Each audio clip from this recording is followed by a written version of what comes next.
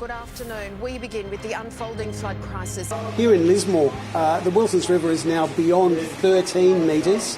No one's ever seen a flood of that extent. What are you seeing as you duck under power lines? That's how high the water is?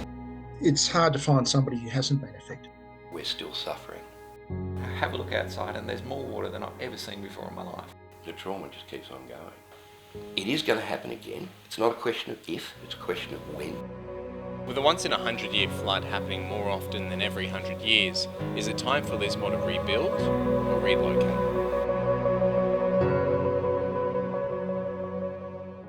One in 100 years is really misleading. That suggests if you have one of those, you're right for another 99 years. So we need to use the correct terminology, which is in any given year, there's a 1% chance you'll get a flood at least that big.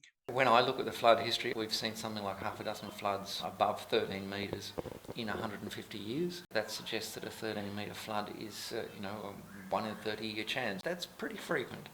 And that doesn't mean they come every 30 years. That means that, you've got a 3% chance of a flood like that every single year. We might have a flood as big again next year. And simple structures like levee banks and dams is not going to protect us. The volume of water is just huge. Any of those mitigation options, I think, they help with minor floods.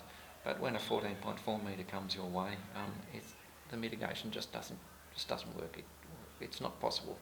The only way to avoid it happening again is to relocate infrastructure.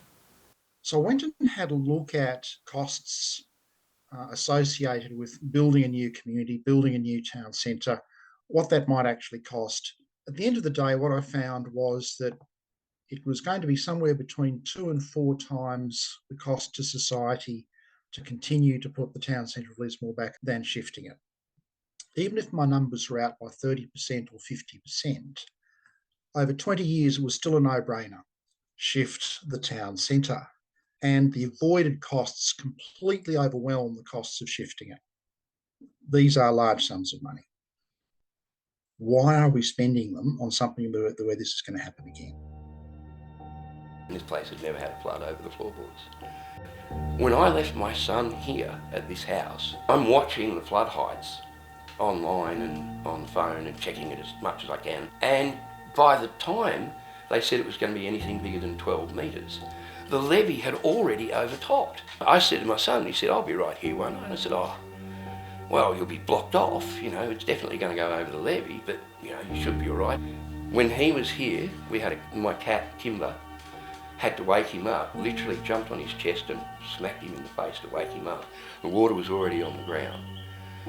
When the water got up to his waist, he decided that he should probably get out. So he got out the window in my room, climbed onto the roof of the caravan that was floating and got onto the roof, where he waited for 3 or 4 hours to get picked up by a tinny. Thank God for the tinny heroes. And by the time he got to the evacuation centre, he had stage 2 hypothermia. He was freaked out, as I mentioned, he has Asperger's. And I was out of my mind. I couldn't get back here to get him out while I'm sitting up there safe. The most obvious answer is to shift the town. It's the simplest, the easiest, it will have the best long-lasting effects. All of that. To do anything else is just doing the same action, expecting a different result. And so people need to make the noise. Write to their federal politicians and kick up a stink and say, no, this is not good enough. We want our town to have a future. And we don't want the people of Australia having to pay again and again and again and again and again for what happens to our town. We want to fix that now so we can stand on our own feet and we won't need government assistance in the future because we'll be a flood-proof community. I think you just gave me the ending to the documentary right there. And why do you love Lismore? The community.